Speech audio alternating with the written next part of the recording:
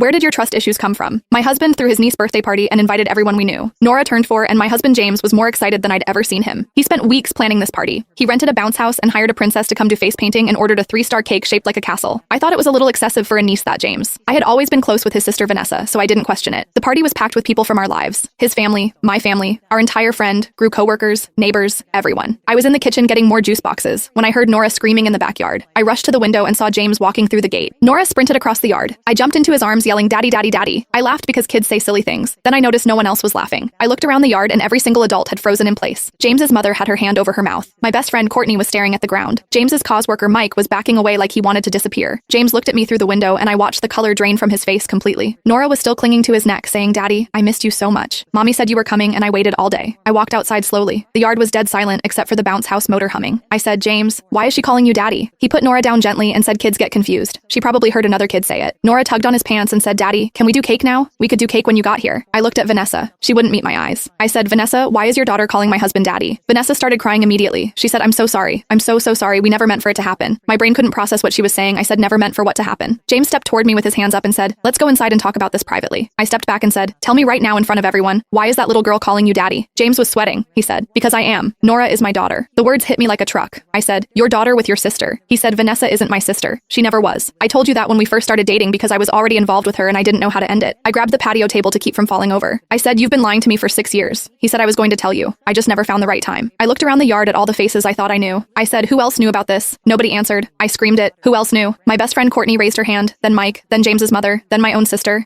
Then one by one, almost every single person in that yard raised their hand. My own mother couldn't look at me. I said, "Mom, you knew?" She said, "I thought you knew too. I thought it was some arrangement." When I realized you didn't know, I didn't want to be the one to destroy your marriage. I started laughing. I couldn't stop everyone I trusted. I had watched me play the fool for 6 years. I said the business trips you were with her. James nodded. I the late nights at the office. He nodded again. I said our anniversary 2 years ago, when you said you had food poisoning and couldn't make dinner. He closed his eyes and said Nora was in the hospital with pneumonia. I had to be there. I said, "You missed our anniversary to be with your other family and I spent the night alone thinking you were sick." He said, "I'm sorry. I know that sounds meaningless right now, but I am sorry." I looked at Nora. She was hiding behind Vanessa's legs, looking scared, this innocent little girl who had no idea she was the center of a lie that had destroyed my entire light. I looked at Vanessa and said, "How could you do this? I bought you baby shower gifts. I babysat her. I helped you pick out preschools." Vanessa said, "I know I wanted to tell you so many times, but James said it would hurt you too much." I said. James said. I turned to him. "You convinced everyone I knew to lie to me for 6 years to protect my feelings." He said I was trying to keep everyone happy. I said everyone except me. I was the only one not in on the joke. I walked over to the cake. 3 tiers castle shape probably cost $300. I picked it up and threw it directly at James. It hit him in the chest and exploded everywhere. Pink crossing in his hair, cake chunks on his shoes. He just stood there. "Doctor, I said I want a divorce and I want everyone here to know that you can all go to hell." I walked out through the side gate and never looked back. The divorce was finalized 3 months later and I haven't spoken to a single person who was at that party since.